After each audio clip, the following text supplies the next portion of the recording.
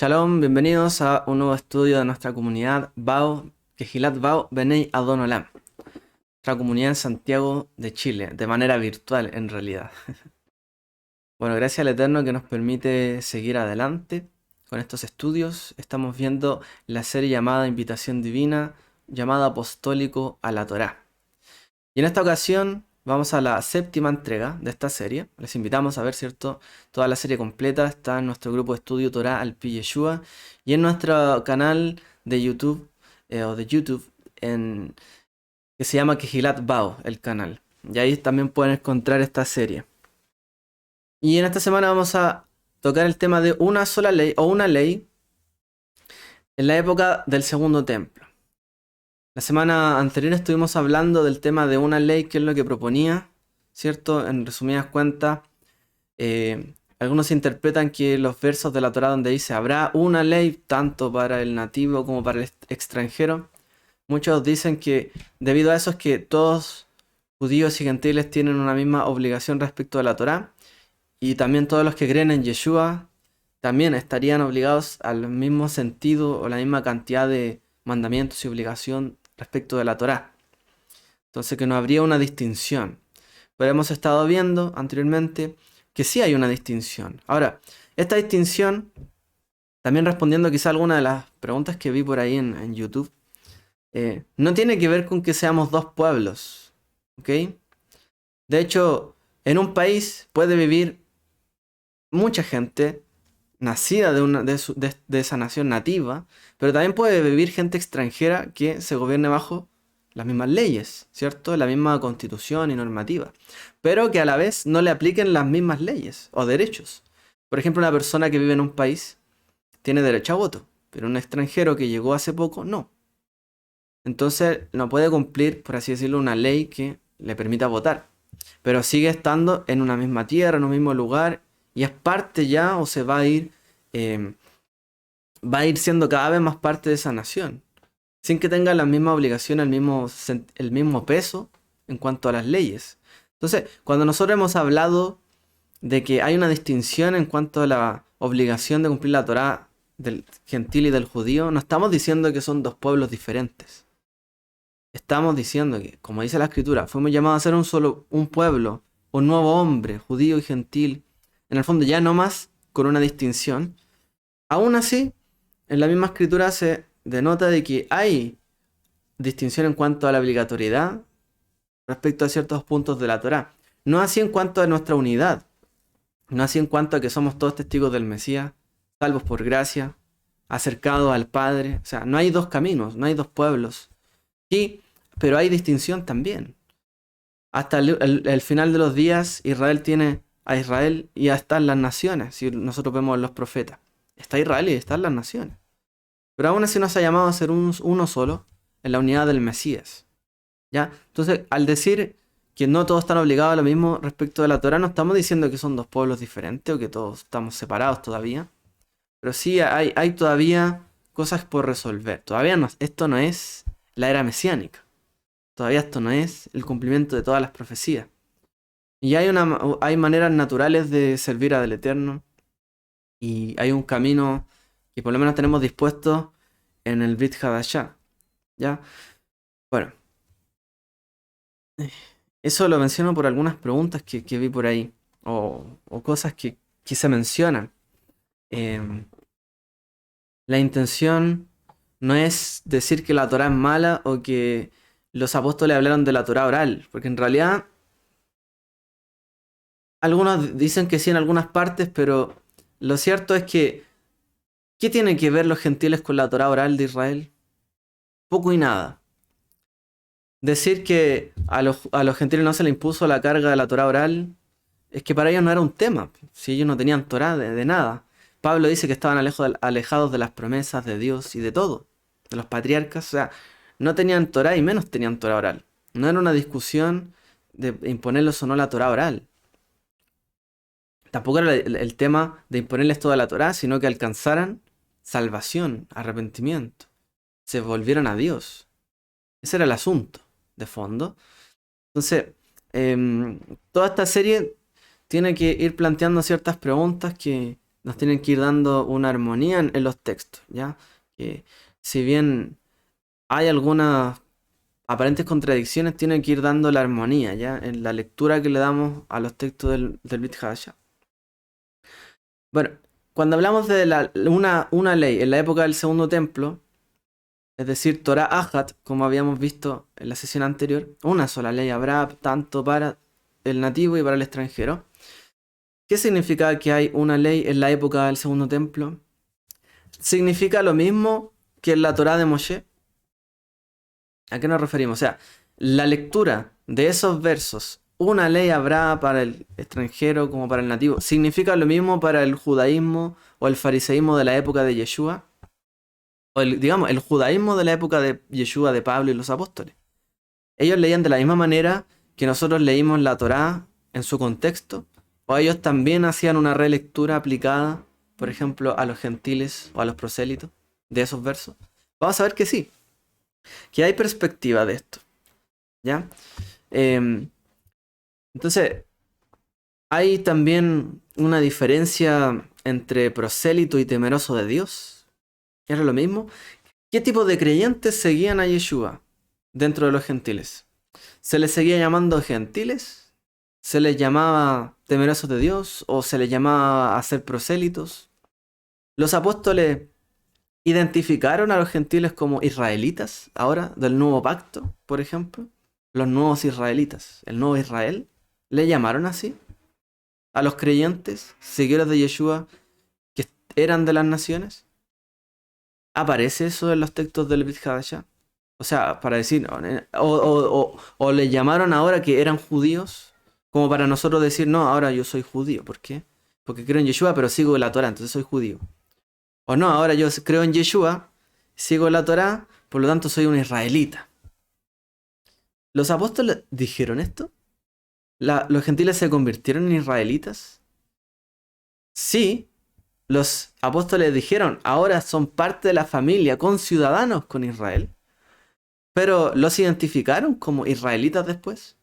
¿O igual siguieron manteniendo una distinción entre estos gentiles con algunos adjetivos en particular de la época? ¿Los apóstoles respetaron la terminología o digamos, el título de los gentiles que se acercaban a la Torá de la comunidad judía en general?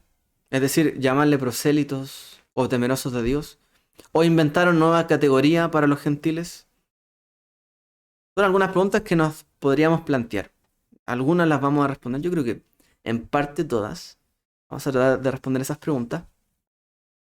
Porque claro, cuando uno llega a esto y dice, bueno, ¿y qué soy ahora? ¿Qué soy? Soy mesiánico, soy aquí, soy allá, creo en él, pero bueno, ¿cuál es mi categoría? Vamos a ver que, si bien esto no es un todo inmóvil, no es que la interpretación nunca se mueva en el judaísmo. En el judaísmo sí se mueve un poco y vamos a ver que desde la época de Moshe hasta la época del Segundo Templo sí se movió o se reinterpretaron algunas cosas. Pero vamos a ver también que los apóstoles no cambiaron esa interpretación. De hecho, se movieron dentro de ese marco para llamar a los gentiles. Pero no aplicaron de la misma manera ese marco como lo hacían los judíos. El resto de la comunidad judía, digamos. Porque ellos también eran judíos. Es decir, si el judío dice, no, solo practica, por ejemplo, hoy día las leyes noágidas. No vamos a hablar de esto, pero lo planteo. La visión de los apóstoles no era seguir ese camino para los gentiles, sino que el camino era el que se abrió a través de Yeshua. Y el camino de acercarse era el camino tradicional de acercarse al Dios de Israel, como lo hacían en la comunidad en general, con los mismos nombres, de hecho. Vamos a ver. Son algunas cosas que nos vamos a preguntar. Bueno, les pido, a ver, para decirlo, les pido, no sé si disculpa, pero, o sea, quería decir, como les pido disculpas si es que va a ser, o son temas que son muy técnicos, que son difíciles quizás de digerir rápidamente, porque tienen que ver con mucho de la categoría personal, un poco legal dentro de los textos. Pero es importante porque una concepción mala de la legalidad, digamos, de la escritura, de la Torá, lleva a doctrinas diferentes, a doctrinas que se salen de la interpretación que le daban los apóstoles a los textos y a sus dichos. Entonces, es importante entender estas cosas. Claro, cualquier persona puede venir al Señor, a Yeshua, a Dios, y arrepentirse y a Él y seguir el camino y leer la Biblia y seguir adelante. Cualquiera, sí, eso está bien, no está mal. Y es válido, y si uno tiene fe, sigue el camino y ya. A lo mejor no necesita saber qué soy yo, de aquí a dónde vengo. Yo sé que Dios me llamó, me adoptó y soy su hijo. Amén, Baruch Hashem. Pero los apóstoles tenían este cuidado, y por algo eran los apóstoles, porque tenían que ellos dar la doctrina, guardar la doctrina de Yeshua celosamente, y hacer que los creyentes gentiles no se separaran de ella al ser un poco, o al venir de afuera de Israel, y cómo tratar de integrarlos sin oprimirlos y sin que se dieran pasos atrás, en el fondo. Entonces, el desafío apostólico era grande. Por eso esta serie se llama Llamado Apostólico a la Torá. Pero el llamado no es sencillo, no es como ya, guarda toda la Torá, guarda el Shabbat y todas las cosas. No era así. Tenían que moverse dentro de la legalidad de la Torá y de la interpretación de la Torá. Si no, corrían el riesgo de que se crearan otras de doctrina y teología y evangelios, que ya lo advirtieron en su época. Imagínense hoy día, ¿cuántos evangelios diferentes habrá a lo que ellos enseñaron? Entonces, si bien son temas técnicos, es necesario indagar y darle la coherencia necesaria a la escritura, ya en estos temas. Bien, vamos a lo nuestro. Entonces, al final de la época del Segundo Templo, en la que vivió, ¿cierto?, la era apostólica, todavía había el templo, las ideas cambiaban, se estudiaban, habían nuevas escuelas, ¿cierto? Habían rabinos, habían interpretaciones sobre los textos, y las cosas fueron cambiando desde Moshe, por supuesto. El valor, por ejemplo, el valor semántico, o el significado, mejor dicho, semántico de la palabra ger, que es extranjero, que como vimos, la palabra ger está asociada a una sola ley, habrá tanto para el nativo como para el extranjero, ¿cierto? El extranjero se le llama ger, como estuvimos viendo. El significado, la implicancia de la palabra ger sí había cambiado un poco en la época de Yeshua, del Segundo Templo.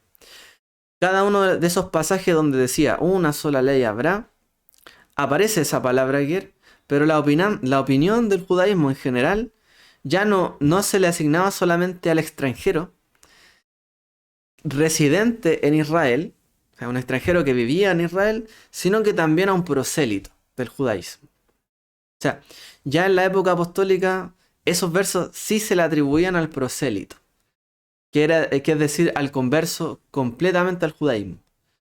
Se decía, una vez que éste ya se circuncida, como por ejemplo una sola ley referente al Pesaj, nadie podrá comer del cordero de Pesaj si no se circuncida. Una sola ley habrá para el nativo, para el extranjero. Ya una vez que la persona hacía la circuncisión y se hacía prosélito, decía, una sola ley habrá para él y para el nativo en general, no solamente respecto a eso. Por ejemplo, vamos a leer esos versos donde sale en la literatura rabínica. Entonces, el tipo del ger que habla, ¿cierto?, en la Torá, en la época de Yeshua y apostólica, se interpretaba como el prosélito al judaísmo, el converso al judaísmo, el que hizo una conversión formal, es decir, hizo una tevilá, una inmersión ritual, se hizo la circuncisión, si es que era hombre, si es mujer no, ¿cierto? Pero está también el tema de la tevilá, y se llevaba un sacrificio al templo, ¿ya? Se hacía una ceremonia, un sacrificio también. Eran 3 requisitos. Entonces ellos le entendieron al extranjero que residía como una manera de llamarle al prosélito. ¿Por qué? Si bien no es nuestro tema, ¿por qué pasaría esto? Recordemos que Israel se fue a la diáspora, fue fuera de Israel. Entonces ya el extranjero que residía en medio de ellos podía residir incluso en el extranjero con ellos. O sea, el extranjero podía ir a vivir a Israel en la época, no sé, de Moshe o de los reyes. El extranjero vivía ahí, pero pasaba que después los judíos vivían en el extranjero, por ejemplo en Babilonia. Y la gente que quería guardar la Torá de los extranjeros tenía que ser parte de los judíos que vivían en Babilonia y convertirse ahí. O sea, no les servía vivir solo donde vivían los judíos, porque vivían fuera de Israel en Babilonia. Ahora tenían que ser prosélitos, conversos completos, para que en el fondo pudieran guardar todo eso. Por ejemplo, entonces, la necesidad también de la dispersión llevó a reinterpretar estos textos. Por ejemplo, como menciono. Citamos entonces a David Lever en Extranjeros y Gentiles, que aparece en la Enciclopedia Judía. Dice, a finales del segundo templo, el término ger, extranjero, se había convertido prácticamente en sinónimo de prosélito y los extranjeros eran admitidos en la comunidad religiosa de Israel. O sea, es decir, si era un extranjero pero era un prosélito converso formal, era considerado como parte de la comunidad religiosa de Israel. No israelita, por cierto. No nativo, sino un converso completo, pero dentro de la comunidad de Israel. Hay una diferencia, incluso ahí. Milgrom, por ejemplo, otro comentarista, dice que la palabra ger ya había adquirido el significado de prosélito aproximadamente 300 años antes de los apóstoles. O sea, estamos hablando de que ese extranjero que residía ya significaba eso de hace 300 años. Y viene la época de la que les mencioné, Babilonia. Cuando los judíos fueron deportados a Babilonia, hicieron toda su comunidad judía fuera de Israel en Babilonia. Entonces, estos versos se empezaron a reinterpretar para que se pudieran aplicar fuera de Israel. Entonces, ya de antes que venía una interpretación diferente en cuanto al prosélito, ¿ya? Los estudiosos encuentran pruebas de este cambio semántico, por ejemplo, en las lenguas que se hablaban en la época. Por ejemplo, la palabra ger está desarrollada como, vamos a ver, como prosélito, extranjero, prácticamente llega a significar prosélito en la lengua griega, por ejemplo, como lo cita Filón. En la versión griega de la escritura, la Septuaginta, traduce la palabra prosélito, o ger, perdón, la palabra ger, que viene del hebreo, la traduce al griego, que es la traducción más antigua, ¿cierto?, de la escritura, la traduce como prosélutos, que es prosélito. Pero cuando el contexto no aplica mucho, o el extranjero en realidad más que ser prosélito, si uno tradujera prosélito perdería sentido. Por ejemplo, hablar de que el rey faraón era un extranjero en Israel, el rey de Egipto. Claro, si uno dice el rey de Egipto es un prosélito, es prosélito, es como, no suena bien, es extranjero, no es prosélito. Entonces cuando la Septuaginta se complica ahí la traducción para colocarle prosélito, en realidad traduce extranjero. Pero vemos que en varios de los textos se traduce como prosélito. Es decir, ya implicaba dentro de la mente de la mentalidad judía de la época, del pensamiento judío, que era un prosélito. Otra cita. El término prosélito, esta es de Tim Hegg, dice: pasó a equivaler entonces a un extranjero que se había sometido a esta ceremonia religiosa de circuncidarse. Este cambio en el significado del término parece haber influido en los traductores de la Septuaginta. Como mencionamos, parece que las traducciones al griego, cuando dice extranjero, le aplican el prosélito. ¿Por qué? Porque para ellos empezó a significar eso. ¿Qué significa prosélito? La palabra prosélito, en griego, prosélutos, significa recién llegado. Es como el nuevito, pajarito nuevo, como decimos acá en Chile. Un recién llegado. Eso significaba. Pero en la era de los apóstoles, la comunidad judía utilizaba este término prosélutos para referirse a quienes habían hecho una conversión formal al judaísmo. O sea, no solamente los que recién habían llegado. Es como, imagínense, viene una persona extranjera recién llegada a Chile y uno le podría decir es un prosélito, porque acaba de llegar. Es nuevo, ¿cierto? Llegó recién. Pero el judaísmo aplicó ese término como los llegados, como en realidad los llegados en general de afuera al judaísmo. Prosélito, pero completo, que ya llegó al judaísmo, en el fondo, y se convirtió legalmente. Entonces, para el pueblo judío, los días de los apóstoles, los nativos y extranjeros, en esos versos de una ley, en realidad no significaba el judío y el gentil, sino que el judío y el prosélito. Esa era la lectura que le daban.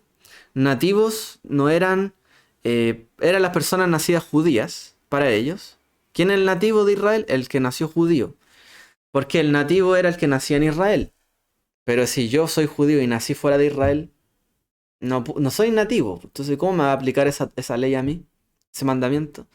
Ah, entonces se refiere al que nació judío, bajo la ley de Israel, la ley de la Torá, la ley judía.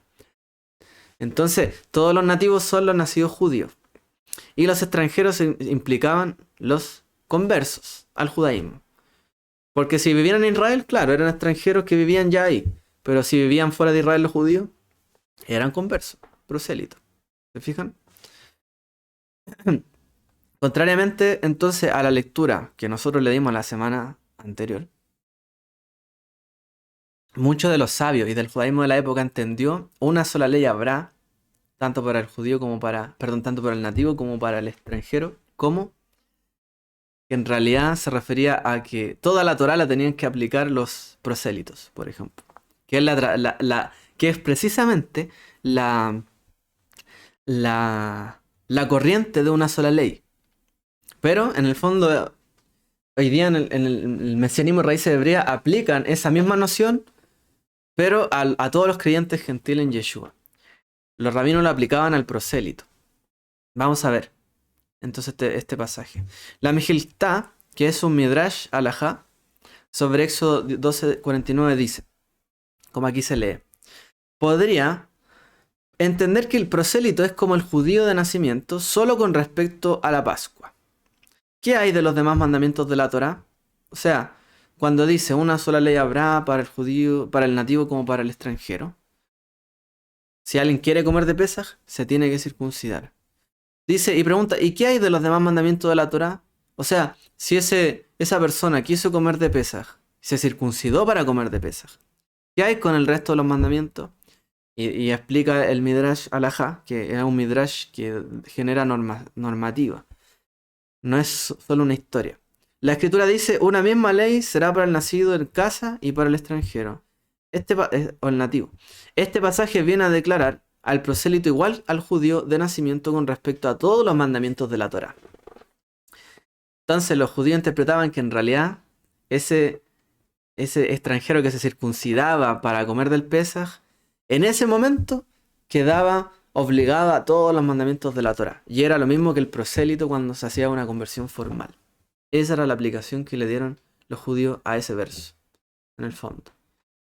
¿Ya? No es como nosotros que dijimos al extranjero que venía solamente para cumplir ahí, sino que ellos decían, bueno, ahora queda bajo toda la ley de la Torá, como pasa en ese momento, o les pasaba en ese tiempo.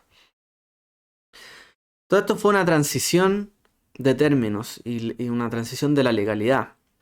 Entonces, los judíos entendían de esta manera al ger, el converso formal, ¿ya? Y que tenía que cumplir todos los mandamientos una vez que se circuncidaba, al igual que todos los judíos. Incluso, en esta época, a los prosélitos se les prohibía casarse con gentiles. O sea, un gentil o una persona romana se convertía al judaísmo. Era un prosélito al judaísmo. Una vez que ya se hacía prosélito, no podía casarse con una mujer romana, aunque él viniera de Roma, porque ahora quedaba bajo las leyes de la Torá y no podía casarse con alguien que no fuera parte del pueblo. Por ejemplo, se les prohibía casarse con gente de donde venían después, de acuerdo a las leyes de la Torá. En todos los sentidos, el converso se convertía en judío, finalmente. Era una conversión completa. Ahora, ¿en qué sentido?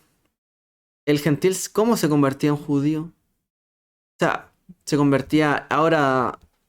¿Cómo pasó a llamarse su identidad, por ejemplo? ¿Ya? ¿Cómo se denominaba ahora? Entonces, un prosélito es un gentil que pasa por un proceso de conversión legal. Eso no significa que un gentil se convierta en judío étnicamente, ¿cierto? Porque la Torá dice el nativo, que es el que nace en Israel, y el extranjero. El nativo sería en este caso el judío que nació siendo judío, que sus padres son judíos. Y el converso, el gentil converso, el prosélito, no es étnicamente judío. No es que se convierte en étnicamente judío. Entonces uno podría pensar así por los textos rabínicos, por ejemplo, en que em, por ejemplo, donde dice Israel lejol de Barab, se convierte un prosélito en Israel junto con todos sus aspectos o todos sus asuntos. Él se convierte como Israel, ¿ya? En todos sus asuntos.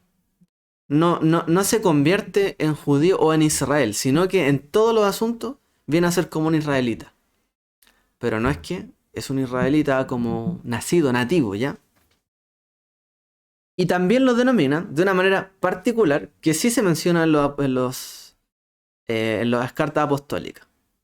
Le llaman a ellos como un Kekatán Shenolet, si no me equivoco. Le llaman como un pequeño recién nacido, como un niño nacido. Así le llamaban, como un niño recién nacido. ¿Le suena algo o no? Ese es el término en el cual se utiliza a los creyentes nuevos en Yeshua, recién nacido. A esos prosélitos en el judaísmo ya se les llamaba como que eran Israel en todos los sentidos. Dice Israel lejol de Barab, en todos sus sentidos y asuntos. Y también se les llamaba como Katán Shenolat, si no me equivoco. Que aquí no aparecen las vocales y creo que es así. Que significa como recién nacidos. O sea, si se fijan bien, la figura que utilizan los apóstoles es la misma figura que ya se utilizaba en el judaísmo en ese tiempo. ¿Ya? Es la misma figura. Los apóstoles no están aplicando una figura nueva. Están aplicando la misma figura a los creyentes en Yeshua, si se fijan. ¿Ya? A pesar de textos como estos, no consideraban que había un cambio biológico o étnico en estos gentiles que se convertían, ¿ya? Sino que era una conversión legal, una transición legal en cuanto a que quedaban obligados a la Torá. Ese era el punto. Quedan obligados a la misma ley que yo. Pero no se convierten en alguien o en un descendiente, digamos, físico, obviamente. No son étnicamente como nosotros, pero sí quedan bajo las mismas leyes que yo. Es como una persona que está en un país que es extranjero y opta a la, ¿cómo se llama? Sí, bueno, la nacionalización. Ahí se me fue, creo que ese era el nombre. Bueno, opta a la nacionalidad del país, que lo acogió para quedar bajo todas sus leyes, derechos, deberes, etc. En el fondo es eso. Pero sigue siendo alguien que vino de afuera, ¿no? Bueno, esto se desprende obviamente de que esto tiene un impacto práctico, sobre todo para la persona que se convertía en sus asuntos familiares, porque tenía que alejarse también de la familia y era un impacto grande. De hecho, hasta el día de hoy la conversión provoca que muchas veces las personas tengan que cambiar, separarse un poco de las familias si quieren llevar una vida más ortodoxa. Esto es un tema, hasta el día de hoy. Entonces,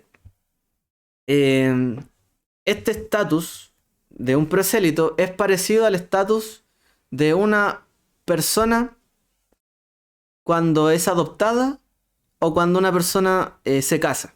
Es similar. No hay ninguna transformación étnica o biológica. No es que ahora pasó a ser un israelita de tomo y lomo, porque no lo es. No es israelita. Es un extranjero que viene a vivir acá con todas sus leyes y derechos. Pero no se traduce en una transformación biológica. Yo me casé con alguien, estoy ligado a una obligación. A mí me adoptó una familia, yo quedo bajo el nombre de esa familia, pero aún así tengo las obligaciones de la familia, todo el tema, seguir como lo hacen, el camino de los padres, etc. Pero no soy un hijo biológico, ¿ok? Es algo parecido a lo que le pasa al prosélito. Pero, ¿qué es lo que afecta? Particular a los conversos, la exigencia de, por ejemplo, los tribunales de Israel. ¿Por qué quedan bajo en los tribunales de Israel de la Torá? Por ejemplo, y citamos acá el tratado de Yevamot del Talmud. Rabbi Hiyá Baraba dijo en nombre de Rabbi Yohanan: un converso, un ger, requiere 3 jueces las veces que la palabra juicio o mishpat está escrita con respecto a él. O sea, están diciendo en el fondo que un gentil que se convierte, que es prosélito, queda bajo el tribunal rabínico del Beit Din, porque la misma Torah, como lo menciona, Torah Ahat, una sola ley, un solo juicio, una sola ordenanza habrá, tanto para el nativo como para el extranjero. El prosélito también queda bajo los tribunales judíos, los tribunales de Israel. Y citan ahí, así que la misma ley, el mismo derecho regirán para ti como para el extranjero. ¿Ya? O sea, lo que importaba en cuanto al proselitismo es la relación de lo que está obligado a cumplir según la ley de la Torá. Eso es lo que importa. De eso se trata el prosélito o la conversión. De estar obligado o no referente a la ley, a la Torá. No de su identidad, sino referente a la Torá. Ese era el asunto del prosélito. Y eso va a ser el mismo asunto en el fondo para el creyente luego en los apóstoles, cuando hablan. Vienen a ser parte de, pero no cambia su identidad. No se convierten en judíos, sino que viene un tema de obligación o no a la Torá. Y ahí es donde los apóstoles dicen, ok, no los vamos a obligar a todo lo de un prosélito. No les vamos a decir que es un requisito. La Torá no es solamente una regla de vida. No solamente un libro personal para aplicar la palabra de Dios en nuestra vida. La Torá es un libro, un documento nacional, donde está una constitución nacional para un pueblo, donde hay leyes civiles, ¿cierto? Hay delitos, se estipula también ciertos pagos o daños que se hacen o cómo se restituye. Es una ley nacional, no es solamente para nuestra vida personal.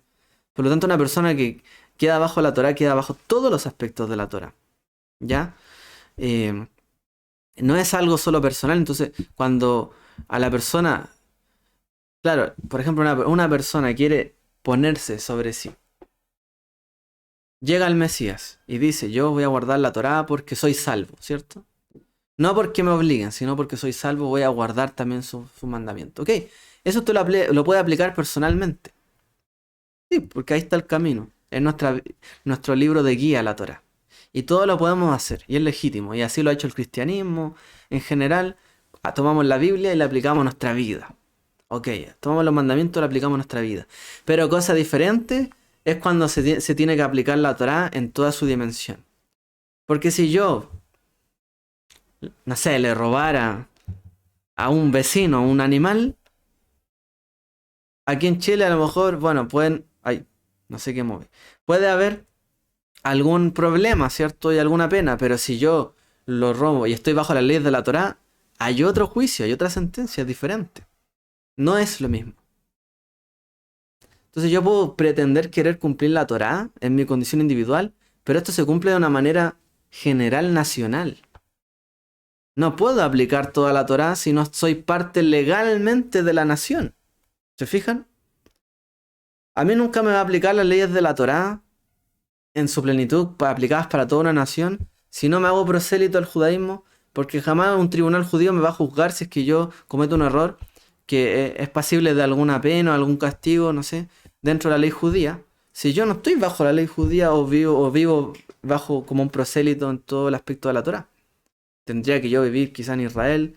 Y hoy día incluso no hay tribunales al mismo nivel como lo habían antes.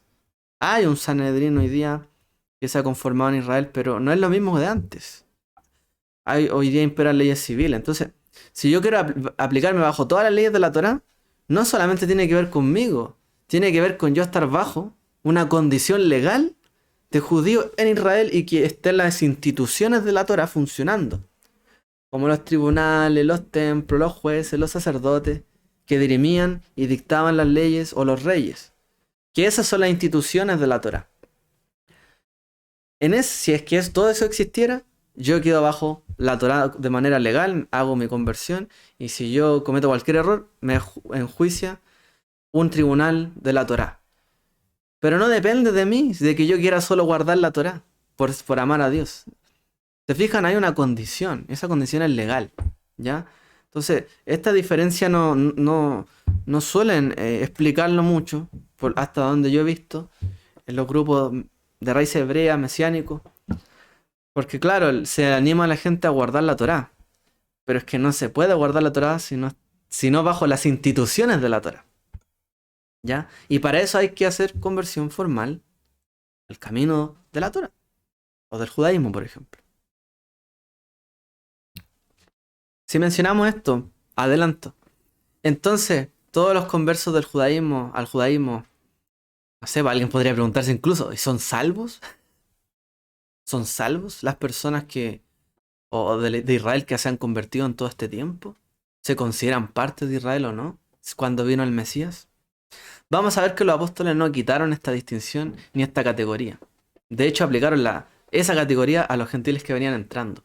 Y reconocieron a los prosélitos. O sea, no le quitaron algo que ellos ya habían optado por ganar, que es la legalidad de ser un prosélito y de vivir bajo las leyes de la Torá. Los apóstoles sí reconocieron esto. Entonces, por ejemplo, una persona que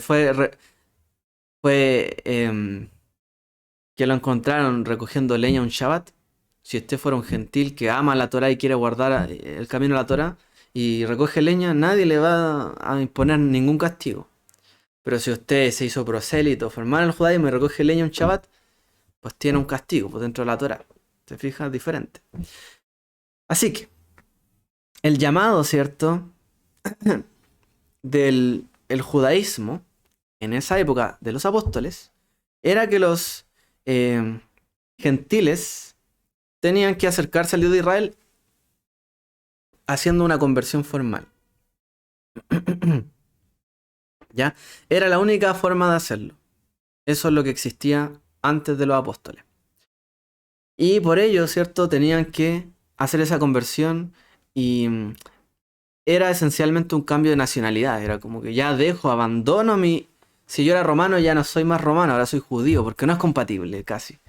No es compatible vivir como romano y vivir como judío. Dentro de la Torá no se puede. La persona prosélita tiene que abandonar todo lo anterior para vivir bajo la Torá. Todo. Todo.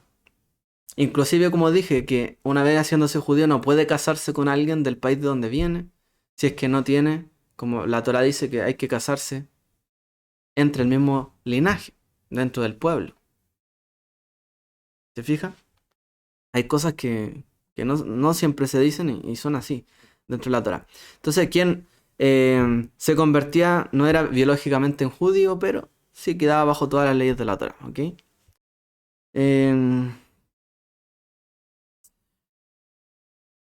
Entonces, aquí un punto. Hay quienes dicen hoy día que el ritual de la conversión al judaísmo es cosa de hombre. Por lo tanto, los que hacen este proceso no vale de nada, porque es cosa de hombre. Se descarta porque alguien se quiso convertir al judaísmo, por lo tanto es cosa de hombre y esa persona está equivocada y eso no se debe hacer. ¿Qué pensamos nosotros referente a esto? Es una buena pregunta, ¿no? Bueno, nosotros, digamos en el judaísmo mesiánico, la interpretación todavía se considera válido una conversión. Porque si cumple con todos los aspectos de la Torá y de la legalidad dentro de la Torá, que es hacer la conversión, la circuncisión, la mikveh y todo eso, queda bajo la Torá. ¿Por qué no va a ser válido? No, es que es cosa de hombre.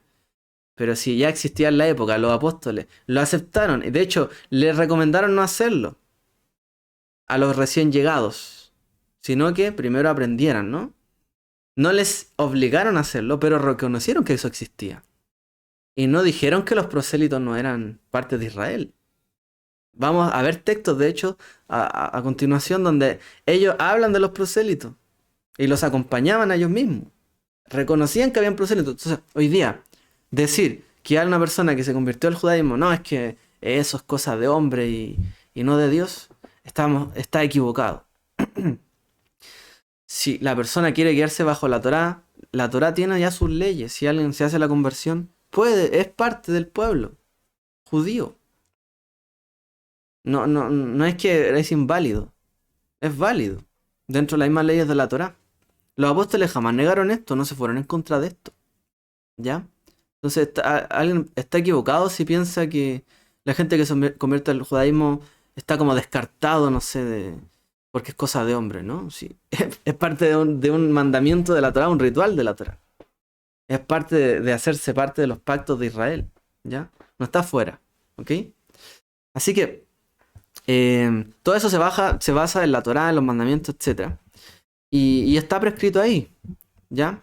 Decir que es algo del hombre, en realidad, es como decir que una persona que está casada, como no se casó como le dice la Biblia, en realidad no está casada. Está en fornicación, en el fondo.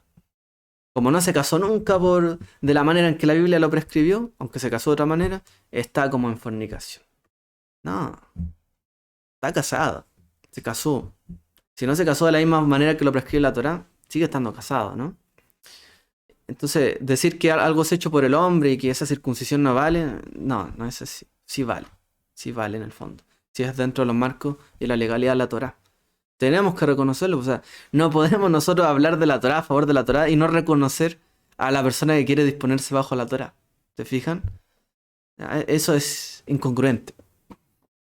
Quizás con esto estamos entrando en temas bien escabrosos. Quizás van a saltar muchas dudas. Probablemente. Colóquelo en los comentarios. A ver si podamos contestarlas. O si derechamente están de desacuerdo, bueno, coloque ahí los fundamentos, ¿no? Hasta ahora hemos hablado de la posición judía referente a estos prosélitos. ¿Cuál es la posición de los apóstoles referente a los prosélitos o a los gentiles que vienen al Mesías? Y ahora vamos a hablar de eso. Entonces hemos hablado de que los antiguos israelitas, el ger era el extranjero y para el judaísmo en esa época era el prosélito. Okay. Ahora, ¿cómo lo entendía la comunidad apostólica? ¿Quién era ese extranjero para la comunidad apostólica? Ellos querían, en un sentido purista, por ejemplo. Hoy en día hay muchas personas que niegan toda la interpretación rabínica, toda la interpretación de los sabios de Israel referente a la Torá, porque dicen, no, es que hay que volver a la Torá de Moshe y al original. No, es que todo lo que dijeron después está malo, está equivocado, es palabras de hombre. Entonces hay que votar todo eso y solo dirigirse a la Torá. Y hay que retroceder hasta allá. Entonces, el extranjero de ese verso, la única posibilidad es que sea un extranjero que vive en Israel. Y que más encima esté en el reino de Israel. Hoy día ni siquiera existe un reino de Israel. Existe el país de Israel. O sea, no se podría aplicar a nadie más. Si es que fuéramos así bien, ¿cómo se dice? Caraíta, como bien solo Torah, nada de interpretación. O verían ellos, por ejemplo, al nuevo creyente con la misma figura que el judaísmo lo veía ya en esa época. O inventaron una forma nueva de ver a esos nuevos creyentes gentiles. Inventaron algo nuevo. ¿Quisieron volver a lo anterior? ¿O realmente lo vieron igual que el resto de la comunidad judía? Tenemos esas tres posibilidades. Les adelanto que la primera no es. O sea, ellos jamás fueron personas que quisieron deslegitimar todo el judaísmo, todas las autoridades de Israel o la maestría, así como Yeshua fue un rabino. Ellos no se fueron en contra de los demás rabinos. Sí defendieron su posición de que Yeshua era el Mesías y su enseñanza, pero no se fueron en contra de toda la legalidad de Israel. No hicieron eso como hoy día muchos plantean, porque hoy día muchos quieren votar todo lo que es judío o rabínico y desecharlo y decir no, que volvemos solo a la Torá.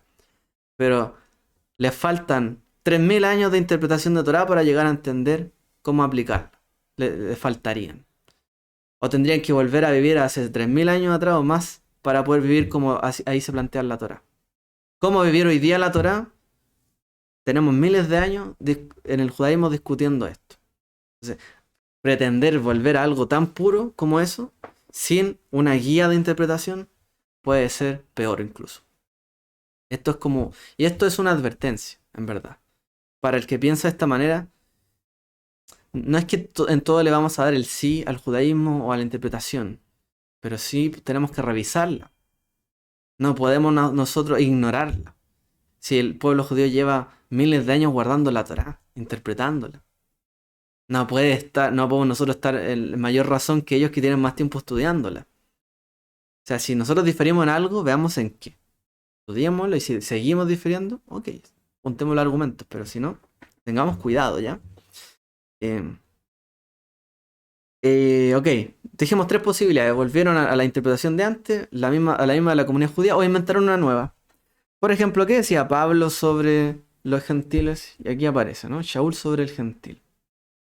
Recordad que en aquel tiempo estabais separados del Mesías, alejados de la comunidad de Israel y ajenos a los pactos de la promesa, sin esperanza y sin Dios en el mundo. ¿De quién está hablando? De los gentiles, ¿cierto? Que venían al Mesías. No está hablando de los judíos que venían al Mesías, sino de los gentiles. Pero ahora en el Mesías Yeshua vosotros, que en otro tiempo estabais alejados, habéis sido acercados por la sangre del Mesías. O sea, ustedes estaban separados del Mesías y alejados de la comunidad de Israel. No solamente está diciendo estaban alejados de Dios y del Mesías, ustedes estaban alejados de la comunidad de Israel. Y alejados de los pactos de la promesa. Menciona varias cosas que son interesantes, ¿no? A lo mejor esto se ve como un todo, pero él menciona varios puntos. Él reconoce que hay que ir al Mesías. Y Shaul reconoce que todos tenemos que ir al Mesías, judíos y no judíos. Todos tenemos que ir al Mesías, ¿cierto? Eso nos dice la Escritura. Pero también tenemos que ir a la comunidad de Israel, dice. Porque ellos estaban alejados de la comunidad de Israel. O sea, si ellos no se tuvieran que acercar a la comunidad de Israel, no hubiese mencionado esto. Que el gentil siga siendo gentil, como lo es, y que se acerque al Mesías. Pero ¿para qué se va a acercar a la comunidad de Israel? Y Pablo dice, separados del Mesías y alejados de la comunidad de Israel. O sea, también hay parte del propósito que los gentiles se acerquen a la comunidad de Israel. Que es donde están los pactos de la promesa, la esperanza y el Dios de Israel. ¿Cierto? Hay un acercamiento, como vemos en este siglo, una invitación para ellos. No solo al Mesías, no solo a Dios, sino que también a Israel. ¿Ok? Entonces, hay otros pasajes en Hechos 15, en Gálatas también, donde Pablo claramente señala y queda establecido que en realidad, como en Hechos 15 que ya vimos, los apóstoles no sujetaron a los creyentes nuevos al concepto de una sola ley que tenía el judaísmo, es decir, que ese extranjero era prosélito y que tenían que hacerse prosélito, sí o sí. Ellos no interpretaron eso. O sea, ellos no le aplicaron esa misma ley a los gentiles que estaban en la comunidad del Mesías. Pero tampoco la condenaron, tampoco dijeron que eso estaba errado. Porque ellos también reconocieron que había prosélitos entre ellos. Si ellos no hubiesen sostenido eso, no hubiesen reconocido que hay prosélitos. Y vamos a leer que sí había prosélitos en medio de la comunidad del Mesías. ¿Ya? Entonces, no tenemos realmente textos que argumenten que los apóstoles reinventaron el judaísmo, que cambiaron estas concepciones. En la escritura no aparece que ellos se fueron en contra de esa interpretación de la época del extranjero. De hecho, le llamaron a los creyentes recién nacidos y también le llamaron, ¿cierto? O sea, como que eran parte, como aquí dice, de la comunidad de Israel. Estaban alejados y ahora han sido acercados. ¿Y cómo le llamaban a los prosélitos? Que tenían que ver con Israel y con todo su asunto. ¿Ya? Entonces, usaron la misma terminología. Siguieron practicando el judaísmo los apóstoles de la época del Segundo Templo. Ya estaban familiarizados con él. No inventaron un nuevo judaísmo. Sí, hicieron un nuevo movimiento, ¿cierto? Que reinterpretó a los profetas, etcétera, pero no cambiaron la legalidad que ya existía. Entendieron algunos versos parecidos al resto del judaísmo. Varios pasajes del Brit Hadashah del Nuevo Testamento indican que los apóstoles reconocían en la categoría de prosélito. O sea, si bien ellos dijeron a los creyentes gentiles, no les recomendamos, no les imponemos que se hagan prosélitos, que se circunciden en el fondo y se hagan cargo de toda la Torá, pero sí reconocían que habían conversos en el judaísmo. O sea, habían vínculos entre su pensamiento y los hechos. Por ejemplo, vamos a ver algunos versos. Hechos 2:11, como aquí aparece. A ver, voy a agrandarlo un poquito porque después van a decir que no se ve bien. A ver. Ahí, un poquito más grande, no es mucho, pero algo. Eh, Hechos 2:11. Judíos y prosélitos, cretenses y árabes, todos por igual, los oímos proclamar en nuestra propia lengua las maravillas de Dios. Cuando, ¿cierto? Estuvieron ahí en Shavuot, en Pentecostés, que se le llama, recibieron, ¿cierto?, la Ruach HaKodesh, del Espíritu de Dios. Dice que había judíos y prosélitos. O sea, ellos reconocían que habían prosélitos. Hechos 6:5, en medio de ellos que recibieron el Ruach HaKodesh. ¿Ya? No solo eran extranjeros, cretenses y árabes de todos lugares, habían judíos y había prosélitos. Hechos 6:5. Esta propuesta agradó a toda la asamblea. Escogieron a Esteban, hombre lleno de fe y del Espíritu Santo, y a Felipe, a Prócoro, a Nicanor, a Timón y a a Parmenas, y a Nicolás, un prosélito de Antioquía. Reconocían que había un prosélito. Y le agradaron, cierto hombre de Dios, prosélito. No era como judío como cualquiera, era prosélito. Cuando se disolvió la asamblea, muchos judíos y prosélitos fieles acompañaron a Pablo y a Bernabé, los cuales en su conversación con ellos les instaron a perseverar en la gracia de Dios. ¿Con quiénes compartían la fe? Con judíos y prosélitos fieles. Es decir, extranjeros que se habían convertido completamente al judaísmo y quedaban bajo las leyes de la Torá. Y también ellos acompañaban a Pablo. O sea, si alguno dice que Pablo en realidad está diciendo que no, que hacerse prosélito es malo, que la persona no puede hacerse prosélito, o sea, le está prohibiendo. Pablo sí les dijo, no se conviertan, no hagan esto. A los recién llegados, ¿cierto? Le está diciendo, no les vamos a imponer esto, no lo hagan. No piensen que va a ser porque no son salvos en el fondo, como ya hemos visto, porque no se han circuncidado todavía. No piensen que les falta algo. Ustedes ya han sido acercados. Pero ahí vemos por otro lado que Pablo se acompañaba de prosélitos y conversaban de las cosas del Eterno. O sea, Pablo sí reconocía a los prosélitos. No es que está diciendo que no exista prosélito, él ya los reconocía. Pero la doctrina inicial para la gente era no imponerles la carga de toda la Torá, que ni siquiera sabían de qué se trataba. Y algunos decían que no iban a ser salvos si no se circuncidaban. Y contra eso Pablo hizo ciertos estos argumentos que ya hemos visto, de que no se hagan como prosélitos formales o no se conviertan a los recién llegados. No es un requisito. Hermanos, descendientes de Abraham, ustedes los gentiles temerosos de Dios, a nosotros se nos ha enviado este mensaje de salvación. También en el libro de Hechos se le llama a algunos gentiles temerosos de Dios. ¿Quiénes eran los temerosos de Dios? Los gentiles que llegaron a la fe de Israel sin hacer la conversión completa, sin ser prosélitos, pero que asistían a la sinagoga, aprendían de la Torá y en todo eran compañeros junto con Israel. Dice que a ellos mismos, ¿cierto? Pero fíjese, dice, hermanos descendientes de Abraham y ustedes, gentiles temerosos de Dios. Descendientes de Abraham, judíos. Gentiles temerosos de Dios, extranjeros que han venido a la fe de Israel. Podríamos decir hijos por la fe, como Pablo después en otra ocasión señala, ¿cierto? Hijos por la fe, pero no por la línea del linaje. ¿Se fijan? Entonces, todos estos pasajes que nos están mostrando que en realidad los apóstoles no estaban en contra de la misma doctrina judía de la época. O sea, no criticaron o no dijeron que era inválido que alguien se convirtiera al judaísmo. Como hoy día muchos postulan que no, que alguien se convierte y es lo peor del mundo. No. Ellos mismos aceptaron que había prosélitos en la época. Y lo aceptaron como parte del pueblo. ¿Ya? No eran ajenos. Porque lo hicieron a través de la vía legal. ¿Ok? Entonces, el gentil temeroso de Dios era probablemente era la identidad con la que se tomaron los creyentes gentiles en el Mesías. Temerosos de Dios. O piadosos, también se les llama en otras partes. Los piadosos. Anshei Gesed. Incluso hay algunos que postulan que el nombre cristianos,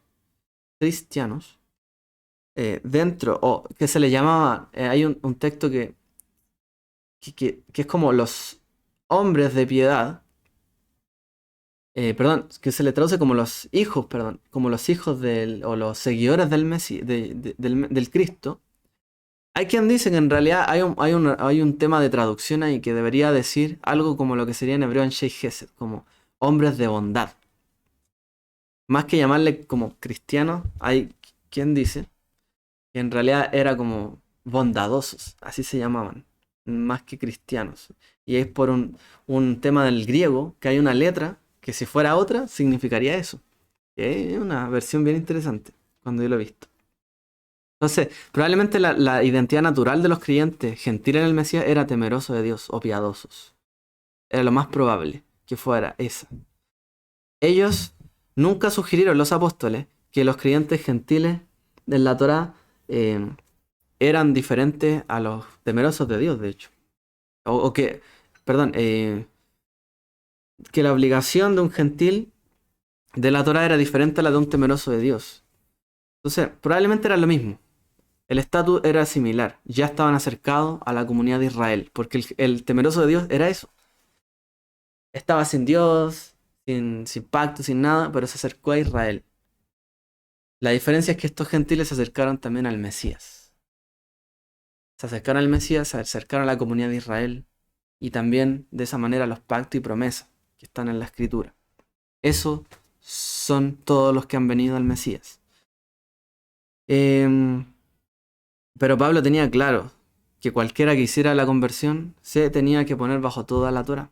Y era lo que querían tratar de evitar. Que en el fondo hubiera una ola de conversos que después dieran mal testimonio, que no sabían ni siquiera de qué se trataba. Y finalmente fueran personas que ni siquiera se pudieran adaptar a la vida de Israel. O sea, si van a venir todos estos ciertos creyentes que se puedan adaptar bien. Y no que sea como una piedra de tropiezo. Entonces, para ir cerrando las ideas. Em, Dijimos, ¿cierto? Que la palabra... em, ¿cómo se llama? La palabra prosélito era la palabra que se traducía del griego como ger, como extranjero. Cuando en el hebreo aparece ger, al griego se le tradujo como prosélito, ¿cierto? Un prosélito. Entonces los apóstoles utilizaron la Septuaginta. Si nosotros leemos las citas que ellos hicieron, ellos usaron la Septuaginta. Y ellos probablemente entendieron lo mismo detrás de esto. Porque la Septuaginta traduce esto. Ah, lo que aquí aparece. Aquí aparece. La Septuaginta traduce eso. Parafraseando. En cuanto a la asamblea, habrá un solo estatuto para los judíos y para los prosélitos. Un estatuto perpetuo a lo largo de vuestras generaciones. Como es el judío, así será para el prosélito ante el Señor. Habrá una sola Torá y una ordenanza para los judíos y para el prosélito que peregrina entre vosotros. Probablemente la lectura de los apóstoles era esta misma. Ellos veían al extranjero como si viniera a ser un prosélito que en el fondo también iba a quedar bajo las mismas leyes de la Torá y bajo la misma Torá en el fondo. No hay dos Torá. Pero ellos sí vieron que en la entrada de estos nuevos creyentes no se les debía imponer esta carga, sino que debían invitarlos a residir entre ellos y en la medida de ellos y de la gracia del Eterno aprendieran los fundamentos de la Torá, los fundamentos de la resurrección, la fe en Dios, el arrepentimiento de obras muertas, etc. La resurrección, aprendieran el juicio venidero, aprendieran todos esos fundamentos de sus manos para después continuar en adelante. ¿Ya? Entonces, aunque Pablo desaconsejó a los gentiles que se convirtieran, en realidad sí él consideró de alguna manera que era válido el prosélito. No es que era inválido el que hacía de prosélito.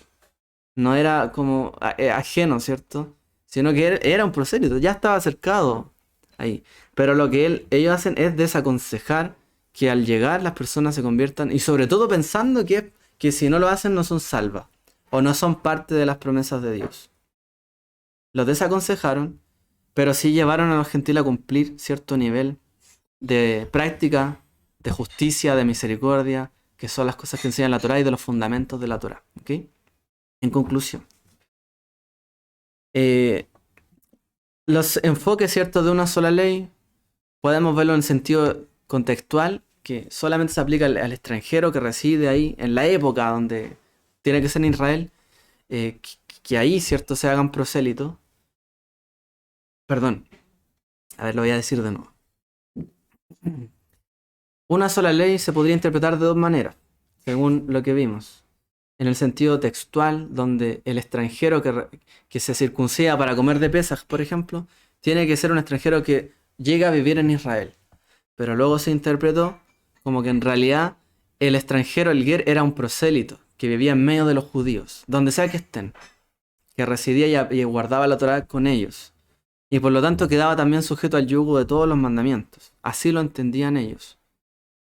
El que se convertía formalmente, sea que estuviera en Israel o fuera, se hacía parte en el fondo de la obligatoriedad de toda la Torá.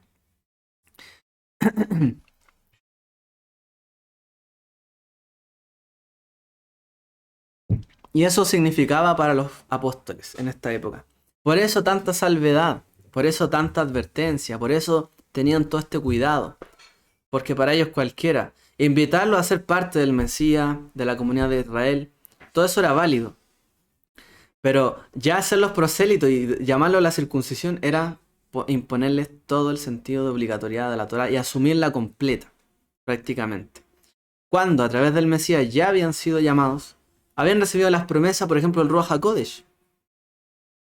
Como lo dice la misma escritura, gente incluso no judía, no prosélito, recibió la promesa del Ruach HaKodesh.